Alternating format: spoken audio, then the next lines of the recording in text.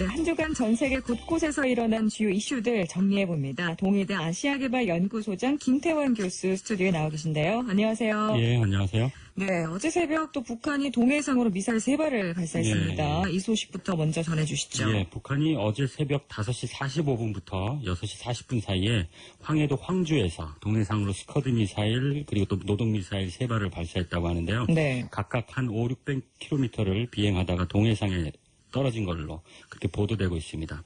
아울러 오늘은 한국의 주요 항구와 비행장을 선제 타격하는 훈련을 실시했다고 북한이 공표함으로써 어제의 탄도미사일 발사가 한국의 주요 시설에 대한 타격을 훈련한 것이라는 그런 것을 선언한 그런 셈이 되었습니다. 네, 말씀하신 것처럼 아무래도 이 사드 배치 결정에 대한 위협, 그런 의미가 있겠죠. 예, 그렇게 봐야죠. 그 사드 이 배치에 대한 그 결정은 북한의 핵과 미사일의 실험이 지속되고 있고 또 그 기술이 어떤 우리가 인내할 수 있는 임계점에 도달할 수 있다고 판단해서 그 구실이 된 거거든요. 네. 근데 이에 대해서 반발하는 의미로 이와 같이 북한이 행위하는 것은 사드 배치에 대한 어떤 명분을 더해주는 그런 거로밖에 해석이 안 되거든요. 그래서 북한으로서는 좀 잘한 행동이 아니라고 저는 개인적으로 생각하는데 하지만 다르게 생각하면 아마도 북한은 중국과 러시아의 강력한 반발과 관련해서 한국 내에서 일고 있는 사드의 성주 배치 이 논란에 좀 이렇게 좀 부채질하는 그런 목적도 있었지 않았겠나 그런 생각을 해봅니다. 어쨌든 이러한 북한의 도발은 한미일은 물론이고 중국과 러시아도 반기지 않는 행태임에는 분명합니다. 네, 참 사드 문제를 짧은 시간 동안 다 얘기할 수는 없겠지만 그래도 교수님께서 생각하시는 이 핵심만 좀 간략하게 정리하고 좀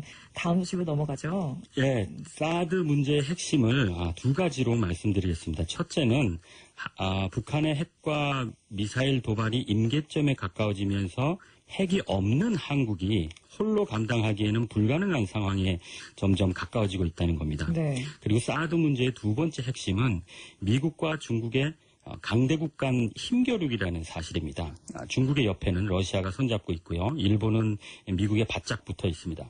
이 얘기는 북한의 핵과 미사일이 아니어도 사드로 대변되는 미국과 중국의 힘겨루기에 어떤 그런 본질은 없어지는 것이 아닙니다. 그대로 남아있는 겁니다. 그래서 핵 확산을 원치 않는 중국과 미국은 물론 북한의 이런 핵과 미사일 도발을 싫어할 겁니다. 그렇지만 한편으로는 영 싫은 그런 것도 아닌 것 같이 보이는 이유는요. 네. 북한의 도발이 미국에게는 한반도와 북한에서 미국의 강력한 군사력이 필요하다는 그런 명분을 제공하기 있기 때문이고요. 네. 중국에게는 자신은 할 수 없는 미국에 대한 직접적인 도전과 어떤 비난을 북한이 대신 해주고 있고 또 그럴수록 미워도 북한은 중국을 의지할 수밖에 없는 구조가 되고 한국과 미국을 비롯한 국제사회도 중국을 더욱 의존하게 되는 그런 것을 중국도 마다하지 할 이유가 없지 않겠는가 그런 생각을 해봅니다. 그래서 기왕에 사드 배치가 결정된 상황에서 제가 생각하는 최선은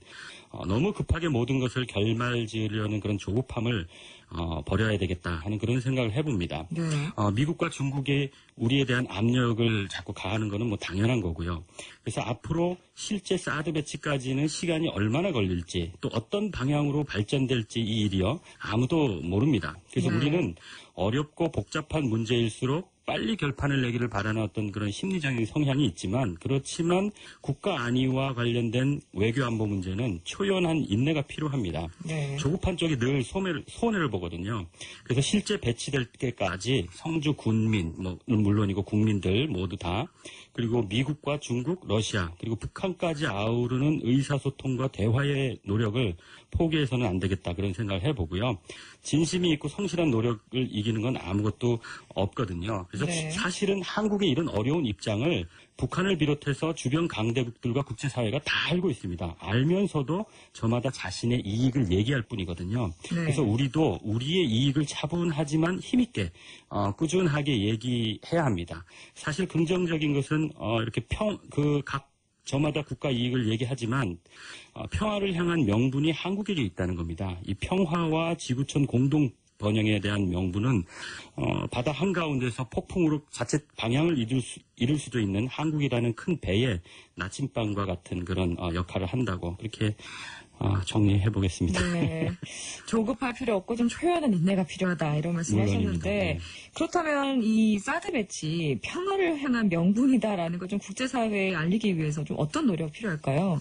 그건 지속적으로 우리가 너무 중국과 미국과 또 어떤 강대국 간의 역학관계에서 휘둘리지 말고 우리는 우리 입장만 얘기하면 됩니다. 우리 네. 입장에서는 북한의 핵과 미사일이 가장 큰 명분이거든요. 네. 그래서 중국이 좀 더 역할을 해서 국제사회가 좀 더 역할을 해서 북한의 핵과 미사일의 문제가 해결되면 우리가 사드를 붙들고 있을 이유도 없고 뭐 이제까지 역사를 통해서 알지만 중국, 일본, 한국이 서양 문명의 문호를 개방할 때 미국 군함을 침몰시키면서까지 대항했던 역사를 가지고 있는 것은 한국밖에 없거든요. 네. 실질적으로. 그래서 이런 것 예를 들면서 북핵 문제가 해결이 되면 사드 문제는 자연히 해결된다는 그런 일관적인 논조로 중국까지도 설득해 갈 수 있지 않을까. 네. 그게 명분의 힘이라고 생각을 해봅니다. 우리 입장을 이제 잘 얘기를 해야겠네요. 그럼요. 네. 네. 자, 다음 소식으로 넘어가겠습니다. 박근혜 대통령이 아셈 정상회의에 참석했는데요. 그 소식도 좀 전해주시죠. 예. 아셈이라는 회의는 탈냉전 시기에 1996년에 아시아와 유럽 대륙의 관계 강화를 통해서 공동 번영을 하자는 취지로 동남아 아세안 국가 그리고 또 한중일 그리고 당시 지금 28개국으로 확대됐지만 당시 15개였던 유럽연합이 태국 방콕에서 1996년에 처음으로 회의를 개최한 이래에 2년마다 유럽과 아시아에서 이렇게 번갈아 가면서 정상회담을 갖는 국제협의체입니다. 요번에 11번째 아셈 정상회의인데요. 몽골의 수도 울란바토르에서 7월 15일부터 이틀간 개최됐습니다. 네. 폐막식에서 북한의 핵 미사일을 규탄하는 의장 성명 그리고 국제 테러리즘에 대한 성명 그리고 또 아셈의 미래 10년 청사진을 담은 울란바토르 선언을 문서로 남겼는데요. 향후 10년의 아시아 유럽의 평화와 번영을 위해서는 이 북한 핵 문제와 테러에 대한 문제가 해결해야 된다는 중요한 과제라는 것을 재확인했다고 할 수 있습니다. 박근혜 대통령이 이 회의에서 여러 가지 국제사회의 악재 속에서도 보호무역의 유혹을 떨치고 지구촌이 공동 번영할 수 있는 자유무역의 기조를 유지해야 된다는 그런 연설을 해서 호응을 얻었다는 그런 보도가 있습니다. 네. 또 아셈 정상회담 이후에는 또 몽골과의 정상회담이 네네. 있었죠. 사실 아셈처럼 각국 정상들이 대거 참여하는 국제회의는 그 자체로도 의미가 있지만요. 참석한 정상들 간에 손쉽게 정상회담을 쌍방에 개최할 수 있다는 그런 의미가 그런 편의를 제공하기 때문에 국제 외교 무대의 어떤 장으로 잘 활용됩니다. 실제로 1박 2일간의 짧은 회의 기간이었지만 우리나라는 EU는 물론이고 라오스, 베트남과 정상회담을 가졌고요. 네. 몽골은 주최국이기도 하지만 주최국이라고 해서 참가한 모든 국가들과 양자 정상회담을 갖는 건 아니거든요. 네. 그런 의미에서 한국과 몽골 정상회담은 의미가 있다고 생각을 하고요. 양국 간의 경제 현안과 북핵 문제의 해결 방안에 대해서 몽골의 지지를 얻어낸 것으로 그렇게 보도되고 있고요. 한국 기업의 몽골 진출에 긍정적인 영향을 기대합니다. 네.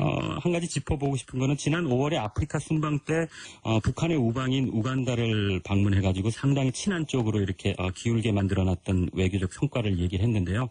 몽골도 북한과 상당히 친한 북한의 맹방이고 그리고 또 중국과 관계에서 보더라도 지정학적으로 몽골과의 관계 강화는 상당히 중요하다고 생각합니다. 네. 쌍방 정상회담을 통해서 아주 중요한 국제 외교의 장으로 활용된다 말씀하셨는데 아무래도 좀 사드 문제와 관련해서 중국과 좀 정상회담을 갖지 못한 것에 대해서 좀 아쉬워하는 여론들도 있더라고요. 예, 뭐 짧게라도 서로 만남을 가졌으면 너무 좋았겠지만 사실 뭐 최근 사드 문제 때문에 뭐 두 분이 만난다고 한들 뭐 무슨 얘기를 할 수 있겠습니까? 그래서 네. 불편하면 좀 쉬어가는 것도 지혜라고 생각을 하고요. 너무 깊게 생각하지 말고 사실 그대로 냉정하게 바라보는 것도 지혜고요. 예를 들면 저녁 만찬에서 중국, 러시아, 일본 정상과 박근혜 대통령이 같은 테이블에 있었답니다. 거기서 리커창 중국 총리는 좀 멀리 떨어져 있어서 대화를 못 나눴고요. 네. 아베 총리나 메드베데프 러시아 총리는 바로 옆자리에 있어서 대화를 나눴다고 합니다. 네. 바로 옆에 있었는데 외면하고 말을 안 했다면 좀 어색한 모양이지만 뭐 자연스럽게 보아도 이렇게 모방할 것 같고요. 그리고 또 박 대통령이 내년에 아셈 경제장관 회의를 한국에서 개최하자고 제안을 했는데 리커창 중국 총리가 이를 지지한 것으로 보도되고 있거든요. 그래서 어쨌든 지금은 한국과 중국이 서로 좀 힘든 상황이고 서로 입장을 알기 때문에 힘든 상황이 분명합니다. 그렇지만 굴곡이 있는 친구 사이처럼 양국 사이를 지혜롭게 잘 관리해야겠다고 생각하고요. 그러기 위해선 공식, 비공식적인 대화가 계속 이어져야 된다고 생각을 합니다. 네.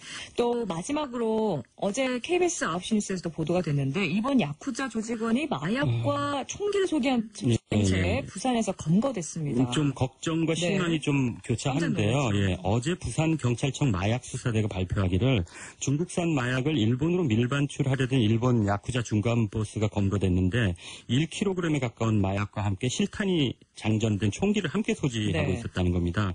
그래서 중국에서 마약을 직접 일본으로 밀수입하는 것보다 한국을 거치는 것이 더 용이하기 때문이었다 그러는데 한국의 보안이 상대적으로 허술한 거 아니냐는 마음이 들어서 좀 불편하고요. 네. 더군다나 실탄 19발과 함께 총기가 이렇게 총기를 소지하고 있었다고 그러니까 최근 테러 관련해가지고 꼼꼼한 대비가 있어야 되는 거 아닌가 그렇게 생각을 해봅니다. 네. 보안에 구멍이 뚫린 게 아닌가 하는 우려가 있는 만큼 더 철저한 대책이 필요하겠습니다. 네, 오늘 말씀 정말 감사합니다. 예, 감사합니다. 네, 지금까지 동의대 아시아개발연구소장 김태환 교수와 함께 전 세계 곳곳에서 일어난 이슈들 정리해봤습니다.